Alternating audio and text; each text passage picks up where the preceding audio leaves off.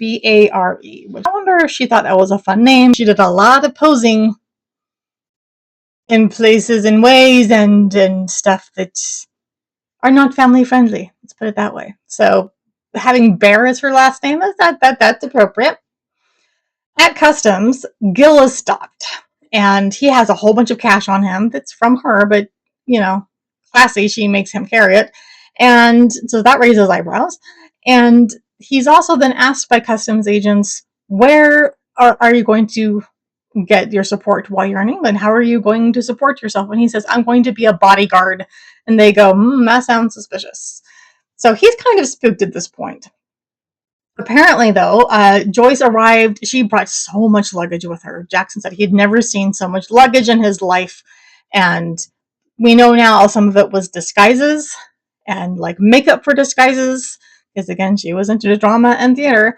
And also wireless radios and things like that, communication devices. That spooks Gil even more. He goes, peace out, I'm leaving, going home. He goes back to the States pretty quickly. So then we have just the three of them, Keith, Joy, and Jackson. Then she hires a Dennis, who is a local guy, to help out getting things ready. They look around for a place to stay and for her to rent. She's hoping to find something that has bars on the windows, claims it's for her safety. And Dennis goes, that's a little weird.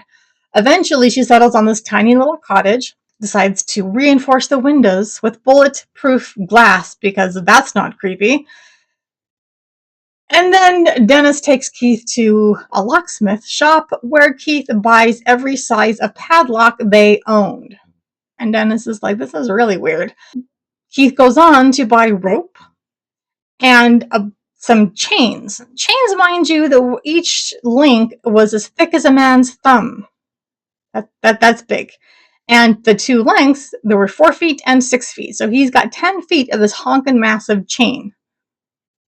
And Dennis, at that point, he's like, this is a little creepy. I'm not liking this. Meanwhile, so Keith and Jackson are being kept busy, going all over the country, looking at places where the PI had told him Kirk might be. And they found the chapel that he attends, and Keith reaches out and contacts Kirk, calls himself Bob, and pretends to be interested in learning about the church. And so, of course, Kirk's like, oh, well, great. Well, someone to teach. This is fantastic. That doesn't usually happen. People don't usually come to us. At this point, Jackson has been told, we are here on a rescue mission to rescue a young man who is being held against his will. So when Jackson, not only does he see the wireless radio stuff, he sees some what he calls phony guns and a bottle of chloroform. So he's thinking that that's the stuff of a rescue mission, right? That would make sense. They pull up in this car, which apparently was sold to her by some guy who was like totally cheated her out of, gave her a really bad price for it and was proud of himself for that. But he and his companion are just walking along outside the building, outside the chapel, and Jackson goes, this is not a young man being held against his will. This is not what Joyce told me this was. And then he thinks about the guns and the chloroform, and he goes, this is criminal. This is not a rescue mission. This is, oh my gosh, what have I gotten myself into? And then Jackson headed home. And then we move forward to the actual abduction day. So Jackson's no longer there. Gil is no longer there. Dennis has pieced out as well. It's just Joyce and Keith at this point. When they go and they show up, and then Keith goes inside as Bob to try to talk to Kirk. We get to this chapel. And Keith goes in as Bob, and Joyce stays in the car in disguise. She's got sunglasses and a dark wig, and she's waiting outside. And Keith goes inside to explain that, like, oh, well, you're going to teach me and whatever, and let me show you where we're going to go. I have a map in the car. He goes out with Keith. He later says that he had a gun up to his ribs and had to go. Classy Joyce, let me show you how she describes part of that moment. So this is the first time in the documentary where she kind of slips and shows that she knows full well he didn't just vanish and be held against his will, that he was on a mission. And when you're on a mission, if you want to go home, you can. No one's literally keeping you there. You couldn't leave. And here's what she then says. This poor old dumb companion's sitting there staring like he's catching flies, looking at the window waiting for him to come back. That chuckle of hers at the end. But she says his companion, and that tells me she knows full well at that point that he's on a mission. The fact that he's a companion. Ugh. So in Anthony's book, as well as the documentary, they talk that how missionaries are not supposed to be alone. They're supposed to be with their companions. And Anthony makes it sound like the only reason for that is to avoid temptation. And missionaries have a ton of rules. It's a very strict life, way more strict than your average Latter-day Saint lifestyle. And so that's part of it. Yeah, making sure that you're accountable to each other and all that. That is a part of it. Another part, and this is in the missionary handbook specifically, it says it's also to keep the missionary safe. And so I've often wondered, what did his poor companion think? Was he just guilt-ridden that he let his companion go outside with this investigator, he thought, alone, because then he was kidnapped and taken away, and I wasn't with him, and I should have been. Oh, I can see him out the window, there's the car right there, and then they just took off. I don't know exactly how the setup was. I'm sure he thought, oh, he'll be right back. But I imagine he was probably guilt-ridden because he didn't stay with his companion, and Kirk couldn't because he thought he had a gun being shoved into his ribs. In the car, they shove him into the back seat, throw a pillowcase or something similar on his head, and this is what Kirk described it as. He said, Joy was in the front seat wearing a dark wig, and she had another gun. I thought that was real too. She said something like, how did I think 8,000 miles of ocean was going to keep us apart? Or something to that effect. That sounds pretty not loving and romantic and not rescuing, but rather threatening. Just me. Yeah. So they drove for something like 250-ish miles. On Google Maps, it says it's like a 3.5 hour or so drive. And he didn't know where he was at this point. She had rented the cottage out in Devon. And in the documentary, she says, oh, it looked like something out of Brother, Sun, Sister, Moon, that movie. Aside from whether or not it looked like that movie is based on a young woman who is in love with a man who is going to become a monk. Some parallels there, just throwing that out there. So when they get to the cottage, these are Kirk's words after the fact. He said, Bob, who we know is Keith, placed a leather strap attached to a chain to my leg. He attached the chain to the bed. It was about 10 feet long, so I could in fact move off the bed, but not very far. He said he had to chain me for her protection. Now, some sources say that the chain was long enough that he could go to the bathroom as well as reach the kitchen. Sort of. The problem was the bed and the kitchenette type little area they were right next to each other. It was not a big cottage. You get off the bed and take 3 steps and you're touching the kitchen counter. It was right there. He goes on and he says, I thought about escape, but I really did not know where I was. And keep in mind, this is before cell phones. This is before Google Maps. He said, I decided if I tried to cooperate and gain their confidence, I would be able to sort out a release. Meanwhile, she is trying to replicate their first night in Provo. She apparently had brought over the quilt and the fur rug. She tries to make some of his favorite foods, although I think it was her favorite foods because she said it was southern fried chicken, and I'm wondering if those ingredients would have been easily obtained in England in the 70s. I don't know. Wouldn't surprise me if she lied about that too. And cinnamon oil that she would use to rub his back. She describes the Kirk who had been captured and held as Kirk 2. The one that she fell in love with was Kirk 1. And she had to normalize him from Kirk 2 to Kirk 1. Now, I will say that people who've been on a mission for a long time, they do need to normalize back to life. Every missionary is a little different on how much time they need. When my son came home, he was like, he had missed the Hunger Games movies, and he's like, all right, when are we going to watch the Hunger Games? And I said, that's kind of violent. Are you sure you're ready for that? And he's like, I'm ready. And he totally was. I know other people that are like, I can't be alone. This is weird. I'm not supposed to listen to the radio, rock music. It takes them a little bit longer. Everybody's a little bit different. So was Kirk a little different? Probably, but not like she thought. And in her mind, she had to break him of this brainwashing, and the only way to do that was to make love to him. She had got blue sheets because that would match his eyes, and she had them monogrammed with his initials. Oh! The first night together, the way he described it later, is that she talked at him all night. On the second night, this is when he's thinking, okay, I need to get out of here. How can I cooperate, make her think that I'm cooperating on some level? It sounds like she tried something physical, and he managed to keep it to kissing her and holding her. And those alone would have been a violation of mission rules, but hey, like whatever it takes to get out of here, right? Day 3 is when she's like, all right, you're going to be here with me until I'm pregnant. So something's got to happen. And he's like, no, we're not doing that. But she comes in a negligee and starts playing music. And he's thinking again, okay, how can I get out of here?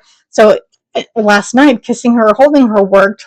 And that's not working now. So I know, give me a back rub. You used to do that. Let's do that. Maybe that will satisfy this and I can move on to tomorrow. So she does. She gives him a back rub. She's not satisfied with that. She insists that she is going to get pregnant. And she also claimed that there one time in Provo before that she had become pregnant, supposedly that one time, and that the entire congregation had scorned him in front of the entire congregation, like Hester Prynne in the Scarlet Letter. That does not happen. Now, I will say, especially in the 70s, if word got out that somebody had been doing things they shouldn't, I can see some people being judgmental and whispering and maybe treating someone unkindly, but there literally would not have been standing up in front of the congregation and shunning them. That's not a thing. It's just not. So one more of her lies. So supposedly the church leaders, his bishop, claimed that their baby was a child of Satan. Again, that nobody would say that. Child is innocent, period. That's no. And she claimed to have miscarried. So here she wants to get pregnant again. And he doesn't want to do this. She calls in Keith. And Keith is a big dude. And Keith straps Kirk to the bed by each ankle and each arm. Keith, once he gets Kirk all tied up, he leaves. And then it's just Joyce and it's just Kirk. And she has her way with him. Now, throughout the documentary, she keeps claiming that he's impotent, which also doesn't make sense because she keeps talking about it's impossible for a woman to rape a man because if he's aroused, then obviously he wants it. So make up your mind. That's not how biology works. Into that state, she would perform things on him. We'll leave it at that. She tore off the silk pajamas that she had for him. And this is where, on top of the assault part that's offensive, on a religious side, it's incredibly offensive to me that she tore off his temple garment. Okay, and so many people like to make fun of the garment, and it's the Mormons' magic underwear, and like, no. I mean, is there folklore stories of people being like literally protected from whatever harm? Yeah, there are. That's not the point. When I was a kid, I remember asking my dad, like, well, explain that to me. I don't understand what the garment is. And he said it is an inner reminder that you wear every day under your clothes, so it's private, of the commitments and the covenants, the promises that you've made to God. And that's the best explanation I've heard. That's what it is. It's a private, personal reminder of the covenants that you've made. It's very sacred. And so to have people making fun of it, and there's an ex-Mormon who's in the film, and he's very snarky. And he says things that are weird too, like supposedly that when people leave the church, they still wear the garment because they're like afraid, what if Satan will get me if I stop wearing it, which is an absolute load of crap. Everybody I know who has left the church stopped wearing the garment way before they walked out the door. Like she says, oh, the garment was so stinky, which makes me go back to he had clean skin that she loved. And I'm thinking, okay, if the garment was stinky, it's because he's not changing his underwear or showering.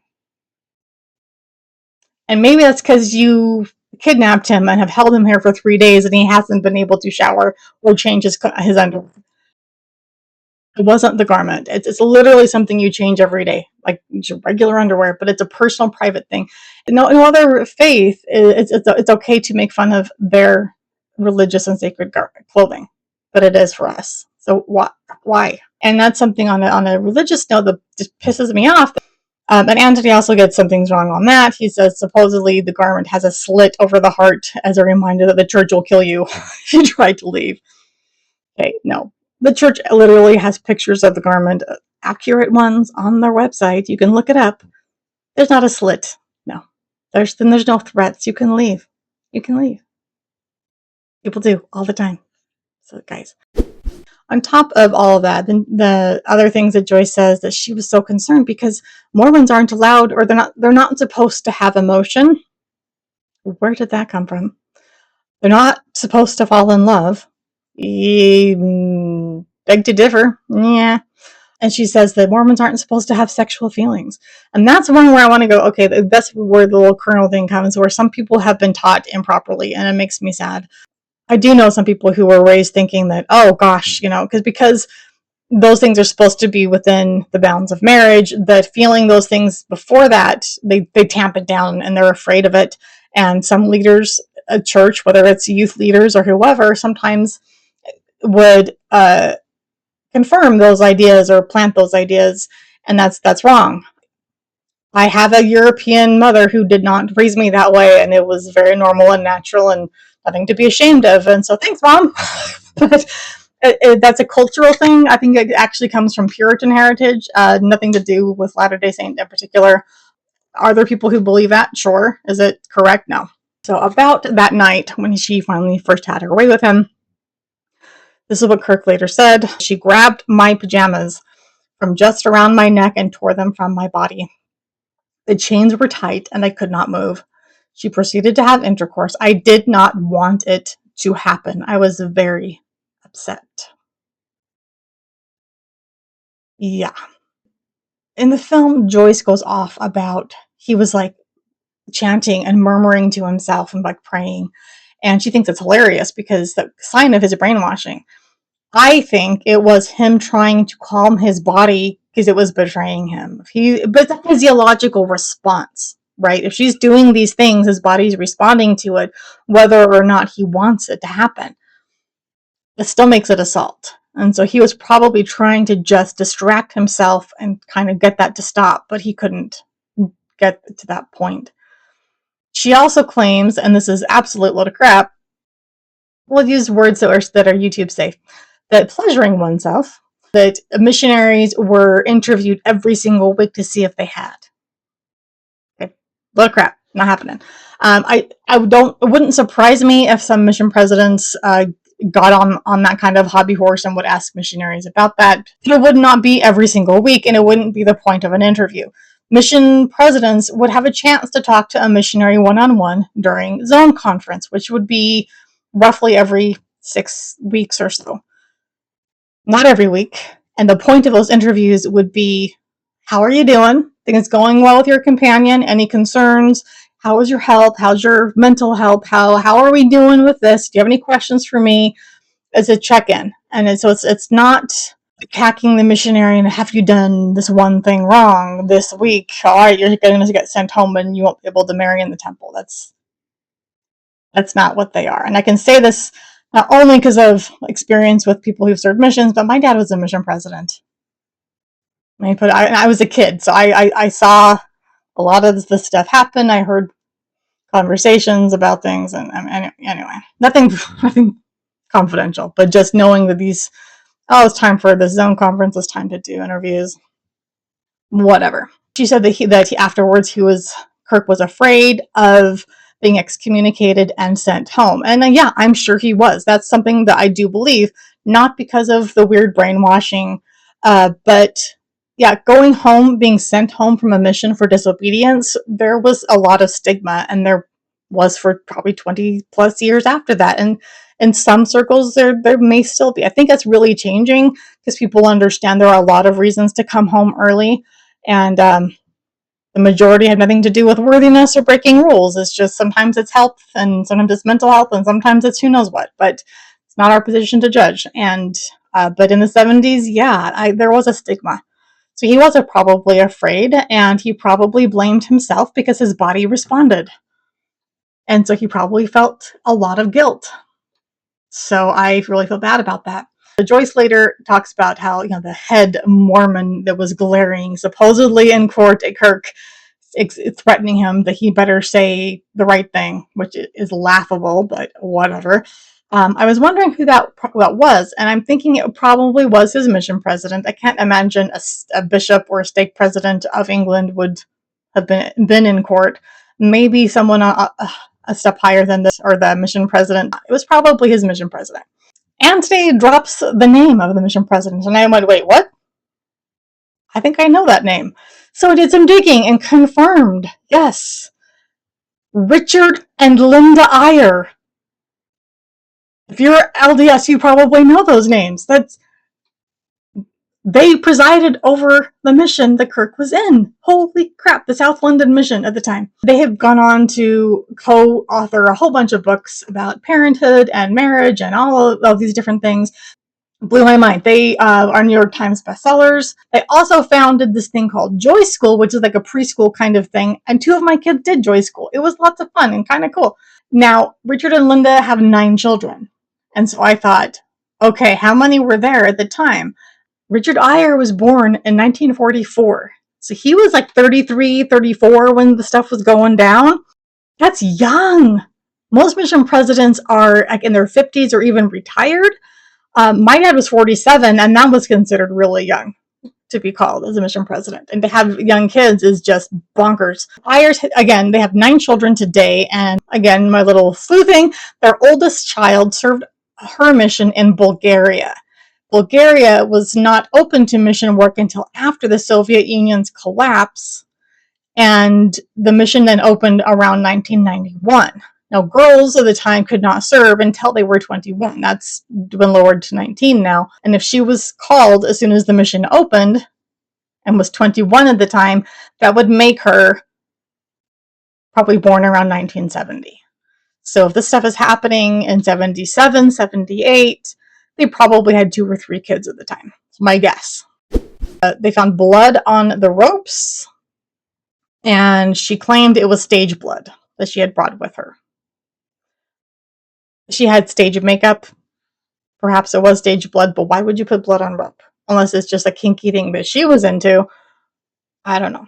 The idea of what the cultural landscape was, and this is in England, but kind of worldwide, I would imagine. One of the police officers at the time, speaking to the public after learning about the shackles and the chains and all of that, he said, "I've never been lucky enough to have anything like that happen to me." And meanwhile, my heart is breaking for poor Kirk. This young man who has just tried to do the right thing, what he believes God wants him to do, and to follow what he believes are the commandments he should be following. And then he is assaulted and harassed and then assaulted again for days. And she says that she got the idea of how to rescue him mentally from a book that said that binding them is the only way to break them out of it so that they can climax. Her experience in California was with BDSM, so she knew how to do the binding and play those games. She claimed it was consensual games, and that he asked for it because he knew that's the only way he could climax. Where I'm thinking, no, he had been assaulted in Provo. He did not want to be assaulted again, and this time she made sure she could by binding him down. She is such a predator. Now, another reason she claims that this is not kidnapping or anything like that is because they went to London together. She said it was to officially get married because now they were married again in the eyes of God, which weren't they in her mind? She said that about the Provo incident as well, but okay. They were seen, he was like eating a hamburger or something in Trafalgar Square, and he didn't run. But again, he probably felt guilt and shock and didn't know what to do. Elizabeth Smart had a couple of opportunities to run and didn't.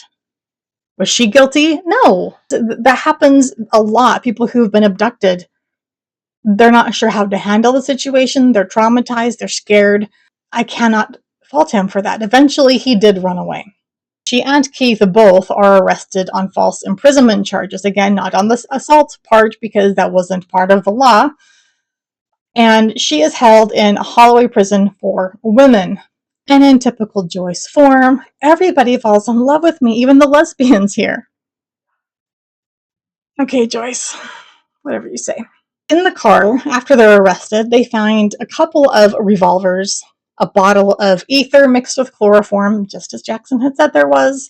He spends her time in jail, awaiting trial, reading up as many tabloids as she can to get an idea for what the tabloids publish and what they are looking for. And she's like, I am going to put my theater background to good use. So every time there's a trial, and there were several trying to get bail for her, she would act like, oh, please help me. I am innocent. Sometimes she would even step out of a car and then pause. Photographers can take their pictures. It'll be a good shot as long as I'm not moving. And then there was a point where she ran toward the media, and this look of just desperation on her face. And then that picture, of course, hit the front page because she wanted the attention. The English press went nuts. She started getting fan letters in prison. Men writing to her saying, hey, will you kidnap me and bind me up? And so then she's pretending, meanwhile, that she is just this very pure, chaste girl. Pure, chaste, Mormon girl. But she's actually found out that she had since actually been excommunicated. For real this time. And she flipped out and got mad. Again, aren't you trying to leave? Anthony spends a lot of time talking about some of the drama happening within the tabloids themselves. One of them had to lay off a whole bunch of their staff, and the circulation was down, and the desperation between these tabloids to survive. And I don't know if this has changed, but at the time, the UK law was that you are not allowed to print things about people who had been arrested until they were either found not guilty or the charges were dropped. The idea was to not taint future juries. If you did, you could be charged and arrested, and so the legal departments of these tabloids were like, you can't print this stuff yet. If it's something you're quoting from court, fine, and then they would try to spin things a little bit, making it sound cool or whatever. And her bail hearings were interesting. Give her that. And so she did give them information. But also, the tabloids are trying to find more dirt. They're trying to find more to write about. And the Daily Mirror, they found some dirt. We'll get to that in a minute. So while she is trying to make her image look like this little chaste Mormon girl, which she wasn't in any sense, not Mormon or chaste, she manages to get her whole hands on a Bible as something that they allowed her to read in addition to the tabloids. She says in the back of this Bible, there were a couple of blank pieces of paper. Like a miracle. Have you read a book before? Do you know how printing works with folios and sheets? Most books have a page or two in the back that are blank. I could go into how printing works, but you probably don't care. So she wrote a couple of letters. One, apparently, supposedly to her parents, who actually came to England and spent all kinds of money trying to help her out, and another one to the media. And she claims to have rolled them up and put them into 2 gross orifices, and then that's how she smuggled them into a police vehicle and then took them out and then dropped them on the ground, supposedly, and begged a reporter through glass to get him to publish them and mail the one. She also had just pictures of her putting signs up against a window and a vehicle trying to get people, I'm innocent and it wasn't kidnapping and blah, blah, blah. During all of these weeks and months that she is in Holloway and appearing in court, she never once asks how Kirk is. If she's in love with this man, even if she's mad at him, not once does she express, oh my goodness, is he okay? Where is he? Is he all right? The final bail hearing was in December of 1977. And this was the one that made a whole bunch of headlines. People lost their minds over it because it was not normal.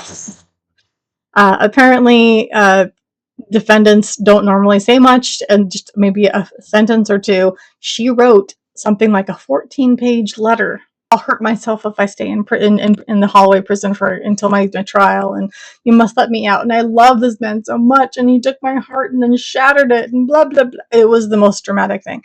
She and Keith, apparently, every time in court where they were there together, and they would hold hands, and she would put her head on his shoulder as if they're a couple. She finishes a page, she hands it over to Keith. One line of that letter is famous to this day, and she said that she loved him so much, she loved Kirk so much, that she would have done anything for him, even ski down Mount Everest naked with a carnation up her nose. You heard that right. Ski down Mount Everest naked with a carnation up her nose. What? And the papers got to report that. It's a direct quote. That appearance was the one that worked. She was able to go out on bail, paying part of the money. Her parents put it up. She got out that day, and then Keith had to wait a few days for his parents to wire the money required. So he spent a few more days in jail before he got out. She says that she was met with a limousine that her fans had hired for her, that there were carnations. I think she said pink carnations, hinting at that line. Now, the requirements of them living out on bail awaiting trial was supposed to begin the following May, were that she was not allowed to contact Kirk or anyone else in the church. She had a curfew of 9 p.m. to 9 a.m. This is Keith as well. Both Joyce and Keith had to abide by these. They had to live with her parents at this boarding house, and they had to check in with the police twice a day. That said, she had fun. She was living it up, getting the attention of the paparazzi. She apparently went to some premiere where Joan Crawford was there, and she got more attention than Joan Crawford, and Joan Crawford was not thrilled with that. She also got to do things like, she got permission. In fact, there was a journalist, his name was Troy, and I can't remember if he was with the Daily Mirror or the Daily Express, but he got permission from the court to extend her nighttime curfew so she could go to this other big party. I believe it was celebrating the release of Saturday Night Fever starring John Travolta. She went to that party. There's a picture of her hugging Keith Moon, the drummer from The Who. Another picture of her with one of the Bee Gees. She just was having a party, just living it up. We know now that Keith wasn't there. He was probably back at the boarding house packing up because they had plans to skip the country the next day, something they had got help planning from their landlord. They just kind of juiced her up with some whiskey. And in the film, she specifically says, I did not flee. I left. But she fled, left, whatever, in disguise. She said she wore a fat suit and a wig and whatever else. She got a mustache, a fake one, and put that on to Keith. They went from England to Ireland. I believe they landed in Shannon, all under fake names, of course, false documents. They see a group of mimes that are deaf, and they're like, ooh, there's an idea.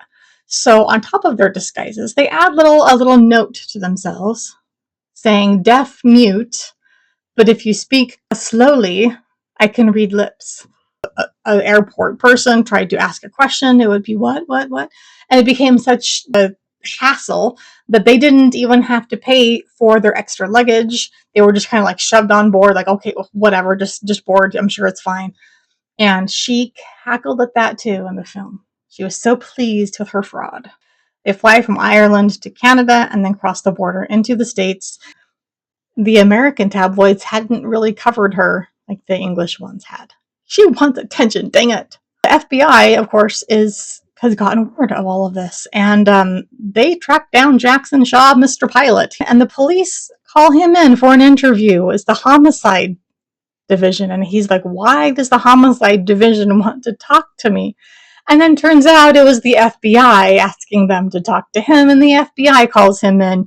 He did multiple interviews explaining what he knew about Joyce McKinney and that whole situation. His story never changed. So once she is in the States, that's when things change for the tabloids, because the question then is, will she be extradited back to England? If not, they can publish whatever, because she won't be going on trial. So legal departments are starting to wonder, do we dare? Do we not? Should we go ahead and publish something and risk it? Do you think we'll get prosecuted for something? I don't know. But while she's in the States, she reaches out to the Daily Express and says, hey, do you want an exclusive interview with me? I'll tell you my story.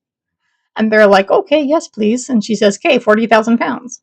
And they're like, well, that'll be big. We need the money. And that would be a great scoop. So they agree to that. And she says, okay, meet me at this Atlanta, Georgia little skeevy hotel. I'll be in disguise. And sure enough, she and Keith show up in blackface, dressed as people from India. Oh. Cringe. Apparently she goes into Troy's hotel room and uses all of the towels to get off all this grease paint, makeup, and does this long interview. She also does a bunch of, I think, telling her story into a cassette tape, recording her version, of course, being the chaste Mormon girl, innocent, all of this stuff. Daily Express has to hang on to the story, wondering when should we publish this, but they've got it and they're excited about it. In the meantime, the Daily Mirror has been sending some journalists, I think there's a woman and her last name was Evans, if I recall correctly. She goes to Utah and she does some research there, and then she goes to California, and there are several reporters involved in all of this, but they're trying to figure everything out.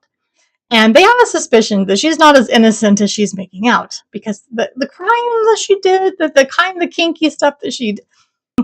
And in court, she had also said, I would never pose nude. I'm a Christian. I would never do that. I'm a good girl. That'd be against all of my beliefs. They thought, if we could find pictures that say otherwise, that would be interesting. And turns out, yeah, we will stop there for part 2. There's just one more part to go. You will not want to miss out on part 3, the finale of Joyce McKinney and the Manacled Mormon. Seriously, things get wild. Make sure you give this video a like, hit the subscribe button, the notification bell so you don't miss anything. Those really help the algorithm, help the channel so that other people will find it. Drop some chocolate emojis into the comments so we all have something sweet to eat as we deal with all of the crazy true crime that is out there.